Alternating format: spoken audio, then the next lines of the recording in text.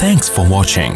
Don't forget to like, comment, share and subscribe to Mufti Tariq Masood, famous scholar.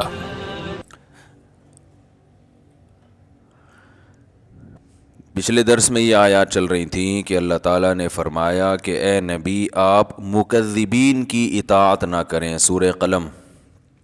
جو لوگ بھائی اس کو چلا دیں یار، جو انکار کرتے ہیں آخرت کا ان کو فالو مت کریں، کیونکہ جو آخرت کا انکار کرے گا نا اس کی زندگی کبھی بھی سیدھے راستے پہ نہیں ہو سکتی. اس کو قانون سیدھے راستے پہ چلا سکتا ہے، لیکن قانون انسان کے بنائے ہوئے قانون بھی ناقص اور نگرانی بھی ناقص. لوگ کیمرے لگا دیتے ہیں، وہ کیمرہ ہی چوری ہو جاتا ہے. تو اس لیے جب تک اللہ کا خوف نہیں ہو، آخرت میں جواب کا خوف نہیں ہو، تو انسان سیدھے راستے پہ چل ہی نہیں سکتا. ناممکن ہے یہ. وہ مشہور واقعہ ہے نا، ایک تو بیان شروع ہی واقعات سے ہو جاتا ہے تو یہ پھر کیا کریں. وہ ایک تقریب میں ایک خاتون کا لاکٹ چوری ہو گیا، بڑا قیمتی لاکٹ تھا. اب میزبان نے اعلان کیا بھائی یہ بڑا قیمتی لاکٹ ہے، اللہ کا واسطہ جو جس کا ہے دے دو. لوگوں نے کہا ایسے تو جو بھی دے گا وہ پکڑا جائے گا، کہ وہ سب کو پتہ چل جائے گا چور ہے، تو چور کا راز بھی فاش نہ ہو اور لاکٹ بھی واپس آ جائے. اس کا طریقہ یہ ہے کہ لائٹ بجھا دو، خوبصورت سا پیالہ رکھو، بھائی جس نے لاکٹ چرایا ہے اس کو اللہ کا واسطہ دو، بولے بھائی چپکے سے اس میں ڈال دو، کسی کو پتہ بھی نہیں چلے گا، لاکٹ بھی آ جائے گا. لائٹ آف کر دی گئی. پہلے تو ڈرایا گیا، سمجھایا گیا، رونا دھونا کیا گیا، بھائی اللہ خیال تھا ترس آ جائے گا چور کو. تو لائٹ بجھا دی گئی. لائٹ کھولا تو دیکھا پیالہ بھی غائب ہے. صحیح ہے. لائٹ آن کی تو دیکھا کہ پیالہ بھی غائب ہے. تو آخرت کا خوف نہ ہونا تو پھر انسان پر کوئی نصیحت اثر نہیں کرتی، اور آخرت کا خوف ہے تو بہت ساری چیزوں سے بچا رہتا ہے. ہمارے ہاں جو مسلمانوں میں کچھ جرائم ہیں، کچھ نہیں بھی تو ہیں نا، بہت ساری ہم میں خوبیاں بھی تو ہیں، جو برائیاں نہیں ہیں. وہ کیوں نہیں ہے؟ آخرت کا خوف. ڈر ہوتا ہے یار، جانا تو ہے نا قبر میں. تو اللہ نے اس لیے حکم دیا مکذبین کو فالو مت کرو. اور ہم صبح و شام جن کو فالو کرتے ہیں وہ مکذبین ہی ہیں سارے. وہ آخرت پر ایمان نہیں ہوتا ان کا، ہوتا ہے تو ایسے کمزور. تو وہ کہاں سے آپ کو سیدھے راستے پہ چلائے گا بھائی؟ وہ تو پیسہ، شہرت، عزت، صحت، یہ 4-5 چیزوں میں گھماتا رہے گا آپ کو. عزت، پیسہ، شہرت. ہم جب چھوٹے تھے، حضرت اپنے شیخ حضرت مفتی رشید احمد صاحب رحمہ اللہ کی مجلس میں ہم جا کے بیٹھنا شروع ہوئے، تو اہل اللہ کی، ولی اللہ ہونے کی ایک علامت یہ ہوتی ہے کہ ان کی صحبت میں بیٹھ کر دنیا کی محبت کم ہوتی ہے. سمجھ رہے ہیں نا؟ دنیا کی محبت یہ اہل اللہ کی علامت ہوتی ہے. انسان کو زیادہ دولت، پلاٹوں، جائیداد، یہ باتیں کرنا اچھا نہیں لگتا. کام کرتے زیادہ باتیں نہیں کرتے، اس میں اس کو اچھا نہیں لگتا. یہ اس کی علماء مثال دیتے ہیں کہ جیسے واش روم ضرورت تو ہے، تو ضرورت سے انسان جاتا ہے واپس آتا ہے، وہاں کوئی شوق سے نہیں بیٹھتا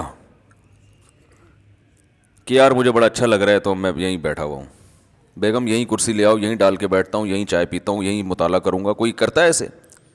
ضرورت سے جاتا ہے بھائی نکلو. تو ضرورت تو ہے دنیا کی، ہر شخص کو ہے، پیٹ اللہ نے لگا دیا. عزت بھی ہر ایک کی خواہش ہے، عزت بھی انسان کے لیے ضروری ہے، بہت سے مصیبتوں سے بچا رہتا ہے عزت کی وجہ سے. صحت تو بہت ہی ضروری ہے، وہ تو ہم بھی بیانات کر چکے ہیں، اسلام کا حکم ہے صحت کی حفاظت کرو. لیکن ان چیزوں سے دل لگانے کی اجازت نہیں. دل بڑی قیمتی چیز ہے، یہ بہت سوچ سمجھ کے لگایا جائے گا. دیکھو دل ایسے کو دیا جاتا ہے جو دل کو پریشان نہ کرے. کیا خیال ہے؟ بات سے بات نکلتی ہے، موضوع چینج ہو جاتا ہے. سورہ قلم لے کے چل رہے ہیں، لیکن چلو یہ بات بھی تھوڑی سی کمپلیٹ کر دوں. سکون کہاں ہوتا ہے؟ دل میں نا. سائنٹیفک تو دماغ میں ہوتا ہے، میں بھی اس گہرائی میں نہیں جا رہا. کیونکہ بہت سے نا لوگ بیٹھے ہوتے کہتے ہیں بھائی یہ تو دماغ کی ساری، دل کا تو کام صرف پمپنگ کرنا ہے. تو شریعت نے تو ہر چیز کی نسبت دل کی طرف کی ہے نا. دل میں سکون، دل میں غور و فکر کرو. تو اس کی کیا وجہ ہے یہ ایک الگ ٹاپک ہے. ابھی میں اس پہ چلا گیا نا کہ بھائی اسلام نے دل کو کیوں متوجہ کیا کہ ان کے سینوں میں دل نہیں ہے یا ان کے دل سخت ہو چکے ہیں. سخت تو اصل میں ان کی کھوپڑی ہوئی ہوتی ہے، دماغ سخت ہو گیا ہوتا ہے، اثر نہیں ہو رہا ہوتا. تو وہ ایک الگ بات ہے، اس کے میں اشکال کے جواب دے بھی چکا ہوں، ابھی میں اس طرف نہیں جاؤں گا.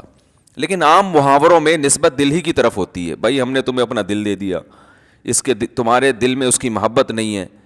تو اس محاورے میں آپ کی دل سے جو مراد ہوتی ہے میری بھی فی الحال وہی مراد ہے، تاکہ بات آگے چلے نا. تو سکون کا محل کیا ہے؟ دل. خوشی کا محل کہتے ہیں جگہ. خوشی کس جگہ پہ ہوتی ہے؟ دل میں ہوتی ہے. غم کہاں ہوتا ہے؟ دل میں. کہنا تم نے میرا دل دکھا دیا، تم نے تو آج میرے دل کو خوش کر دیا. تو انسان صبح و شام سکون کے لیے کوششیں کرتا ہے، خوشی کے لیے کوششیں کرتا ہے. تو خوشی کے لیے انسان کی جو کوششیں ہوتی ہیں، تو جب ان کوششوں میں کامیاب ہوتا ہے تو خوشی محسوس کہاں ہوتی ہے؟ دل. تو پتہ یہ چلا، دیکھیں انسان خوش ہوتا ہے اپنی محبوب چیز کے ملنے سے، ایسا ہی ہے نا. تو دل کب خوش ہوگا؟ جب دل کو اس کی محبوب چیز ملے گی. دل چاہ رہا ہے یہ کھا لو، کھاؤ گے تو خوش ہو جاؤ گے. دل چاہ رہا ہے یہ کر لو، وہ کام کر لیا تو خوش ہو جاؤ گے. دل چاہ رہا ہے کہ یہ چیز مل جائے، گاڑی مل جائے، مل جاتی ہے تو دل کیا ہوتا ہے؟ خوش ہوتا ہے. تو سارا جو مسئلہ ہے نا وہ ہے دل کا. تو یاد رکھیں کہ دل کو خوش کرنے کے لیے یہ ضروری ہے کہ اس کو اس کی محبوب چیز ملے. تو جن چیزوں سے دل کو پہلے سے محبت ہے نا وہ انسان کو ملتی نہیں ہے. ٹینشن والا مسئلہ یہ ہے. آپ کہیں بھائی جو اتنے لوگ خوش ہوتے ہیں ان کو ان کی دل کی پسندیدہ چیزیں مل جاتی ہیں تبھی تو خوش ہوتے ہیں نا. بھائی مسئلہ ایک دل میں بہت بڑا فالٹ یہ ہے کہ اسے اس کی جب محبوب چیز ملتی ہے تو اس کے دل میں اس سے زیادہ کی خواہش پیدا ہو چکی ہوتی ہے. سمجھ رہے ہیں بات کو؟ لہذا یہ پہلی مرتبہ میں تو اس سے خوش ہوتا ہے، اس کے بعد پھر یہ اس سے خوش نہیں ہوتا، اس سے زیادہ مانگتا ہے. ہمارے ایک دوست ہیں، اللہ نے ان کو مالی وسعت دی، وہ ایک زمانے میں بڑی غربت تھی، تو مجھے اپنا واقعہ بتا رہے تھے کہ یار جب ہم غریب تھے، مدرسے میں پڑھتے تھے، کہتے ہیں تو میں نے اس وقت کہیں سے ہمیں یاد ہے ایک پراٹھا آ گیا کہیں صبح ناشتے میں سوکھی روٹی ملتی تھی. تو کہہ رہے ہیں وہ پراٹھے کے نا ہم سب طلبہ نے ٹکڑے کیے، ایک ایک ٹکڑا، ایک ایک پراٹھا سب کو ملا، یعنی پراٹھے کا ایک ایک ٹکڑا سب کو ملا. کہہ رہے ہیں یار اس وقت اس میں اتنی خوشی سے ہم نے وہ ٹکڑا کھایا ہے کہ اب انڈے مکھن میں وہ مزہ نہیں آتا. وجہ کیا ہے؟ اس وقت غربت تھی، اس وقت پراٹھے کی محبت تھی. یار صبح روٹی کھا رہے ہیں، کسی دن پراٹھا مل جائے تو ایک ٹکڑا ملا تو دل اتنا خوش ہوا جتنا کوئی ڈیفنس کلفٹن میں رہنے والا مکھن کباب پہ خوش نہیں ہوتا. تو کہنے لگا یار اب تو سب کچھ مل رہا ہے لیکن وہ خوشی نہیں ہوتی. تو وجہ کیا ہے بھائی؟ جب اس سے کم مل رہا تھا تو دل میں پراٹھے کی خواہش تھی، جب پراٹھا ملنا شروع ہو گیا تو اب خواہشات اس سے. یہ جو بڑے بڑے مالدار لوگ ہیں نا ہمارے، اکثر سیاستدان، سارے نہیں، یہ کباب پراٹھے پہ تھوڑی خوش ہوتے ہیں. ان کو آپ بریانی کھلا دو، ان کو سیخ کباب کھلا دو، ملائی کیا، یہ تو غریبوں کے کھانے ہیں. بھئی اب کیا کھانا ہے؟ آپ نے کباب بھی کھا لیے، پراٹھے بھی کھا لیے، آپ نے جو ہے وہ نہاری بھی کھا لی، بریانی بھی کھا لی، برگر بھی کھا لیا، پیزا بھی کھا لیا، ایسی ایسی خوراکیں، ترکی کی ڈشیں آپ نے کھائی ہیں، جاپنیز ڈشیں آپ نے، جو ان کا دل چاہتا ہے کھاتے ہیں، لیکن ان کو اس میں وہ مزہ نہیں آتا. یہ کہتے ہیں وہ جائیدادیں کھلاؤ اب ہمیں. یہ کباب یہ تو ڈیفنس کلفٹن کے عام مالدار لوگ کھا لیتے ہیں یار، یہ کیا ہے؟ اب یہ اتنے ارب پتی بن چکے ہوتے ہیں کہ ان کی نظر میں اب یہ کباب بریانی کی کوئی ویلیو نہیں رہتی. اب جو بڑے بڑے سیاستدان ہیں ان کی خواہش کیا ہوتی ہے؟ بھائی جائیدادیں کھلاؤ یار ہمیں. اور جائیدادیں بھی یہ سرجانی ٹاؤن کی نہیں چاہیے ان کو، یہ چائنا پٹی، یہ تو غریبوں کی کرپشن ہے, وہ زیادہ دیں کچھ اسلام آباد کے کوئی پورا آدھا بحریہ ٹاؤن کھلا دو ہم کو. یہ اگر ان کو نہ ملے تو ڈپریشن میں چلے جاتے ہیں. عجیب مصیبت ہے. انسان ہمیشہ سے یہ حقیقت جانتا ہے کہ دل کی جب ایک خواہش پوری ہوتی ہے تو وہ اس سے بڑے کی خواہش اس میں پیدا ہوتی ہے. تو یہ عجیب بات ہے کہ یہ تو کبھی خوش ہو ہی نہیں سکتا. یہ ایک ایسی حقیقت ہے جس کو ساری دنیا کے سارے ماہرین مانتے ہیں, لیکن پھر بھی وہ دنیا سے محبت کرتے ہیں.